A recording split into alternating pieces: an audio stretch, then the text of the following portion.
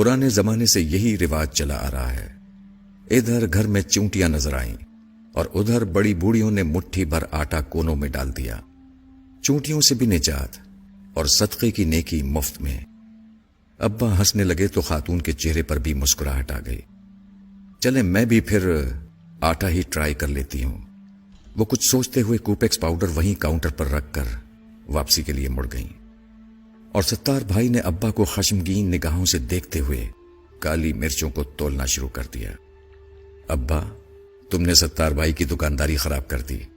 واپسی پر میں نے ابا سے ہنستے ہوئے کہا، نہیں بیٹا، یہ بات نہیں۔ ہمارے گھروں سے برکتیں اسی لیے اٹھ گئی ہیں۔ لوگ اللہ کی مخلوق کا خیال رکھنا بھول چکے ہیں۔ پہلے کسی گھر کے سامنے کتا بھی آ کر بیٹھ جاتا تھا تو گھر کی خواتین اس کے سامنے بھی کچھ نہ کچھ بچا کھچا سالن روٹی رکھ دیا کرتی تھی، مگر اب ایسا نہیں ہوتا، کیونکہ اب روٹیاں بھی گن کر پکائی جاتی ہیں۔ برکتیں کہاں سے آئیں گی پھر؟ اس قوم پر بام نہ گریں، زلزلے نہ آئیں، سیلاب نہ آئے تو اور کیا ہو۔ ابا تاسف کے اظہار کے ساتھ ساتھ مجھے آسان زندگی کے گر سمجھانے کی کوشش بھی کر رہے تھے۔ عرصہ گزر گیا، میں بھی اس واقعے کو بھول گیا۔ پھر ایک دن بڑے بھائی جان کے ہاں جانا ہوا۔ ابھی ڈور بیل بجانے ہی لگا تھا کہ چڑیوں کے جھنڈ کے اڑنے کی زوردار آواز کانوں میں پڑی۔ چونک کر اوپر دیکھا تو پتہ چلا کہ مین گیٹ کے دونوں جانب مٹی کے کنڈے رکھے تھے، اور ان کنڈوں سے چند لمحے قبل یقیناً وہ چڑیا دانہ چگ رہی تھیں، اور اب میری آمد سے ڈر کر انہوں نے اڑان بھری تھی۔ مگر ابھی بھی وہ اڑ کر دور نہیں گئی تھیں، بلکہ اوپری منڈیر پر ادھر ادھر پھدک کر میرے جانے کا انتظار کر رہی تھیں۔ بھتیجی نے دروازہ کھولا تو میں اندر داخل ہو گیا۔ یہ کیا، اتنی ساری چڑیاں؟ میں نے سلام کے بعد خوشگوار حیرت سے بھابھی سے پوچھا، جو کچن کی کھڑکی سے کھانا پکاتے ہوئے مجھے دیکھ کر مسکرا رہی تھی۔ تمہارے بھائی جان نے رکھے ہیں یہ کنڈے لا کر چڑیوں کے دانے کے لیے؟ وہ معنی خیز انداز میں بڑی بھتیجی کو دیکھ کر مسکرائیں تو مجھے اچنبھا سا محسوس ہوا۔ شام کو بھائی جان آئے تو مجھ سے رہا نہ کیا۔ بھائی جان، یہ چڑیوں کے لیے دانہ رکھنے کی کوئی خاص وجہ ہے کیا؟ نہیں، بس ایسے ہی، اچھا ہوتا ہے، صدقہ دیتے رہنا چاہیے۔ بھائی جان نے آہستہ سے سمجھایا، یہ بہت ضروری ہوتا ہے، خصوصاً جس گھر میں بیٹیاں ہوں۔ پھر بتانے لگے کہ کسی بزرگ کے پاس ایک شخص نے آ کر بتایا کہ وہ غریب آدمی ہے اور پریشان ہے کہ اپنی جوان بیٹیوں کی شادی کس طرح کر پائے گا، کیونکہ غربت کی وجہ سے کوئی اس کی بیٹیوں سے شادی کرنے کو تیار نہیں۔ بزرگ نے مشورہ دیا کہ روز 200 بھوکوں کو کھانا کھلاؤ، تمہارا مسئلہ حل ہو جائے گا۔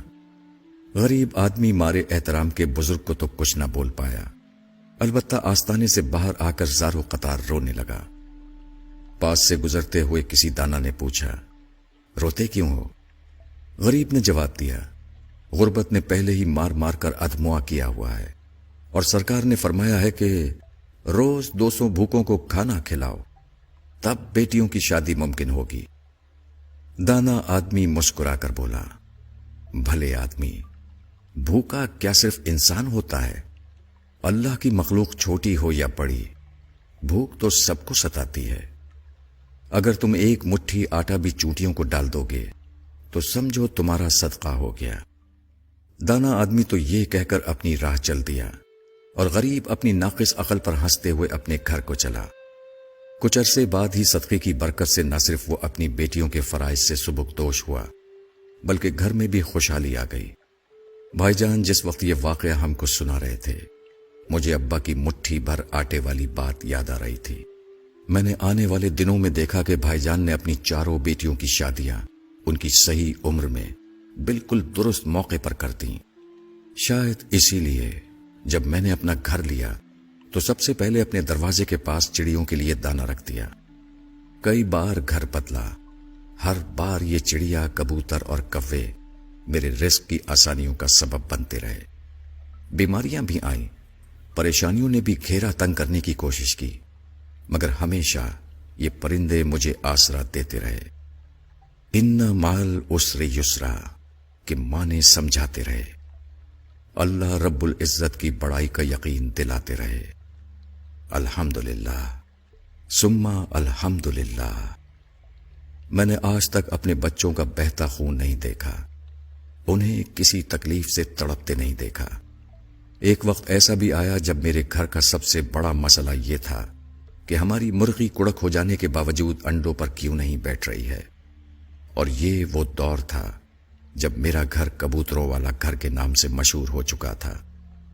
یقین مانیے کہ یہ تمام باتیں اس لیے نہیں لکھی ہیں کہ نعوذ باللہ میں اپنی نیکیوں کا پرچار کرنا چاہتا تھا، بلکہ میں اس راز کو کھول کر بیان کرنا چاہتا ہوں جو سوال کی صورت میں مجھ سے اکثر کیا جاتا ہے کہ آخر کیسے گزارا کر لیتے ہو، ہم سے تو نہیں ہوتا۔ میں نے اپنی زندگی کو اسی ننھی مخلوق کی خدمت کر کے آسان بنایا ہے۔ تمام بڑائیاں اس رب کے لیے جس نے مجھے اس قابل بنایا کہ میں یہ کر سکوں۔ اللہ ہم سب کو صدقات کی توفیق عطا فرمائے، آمین۔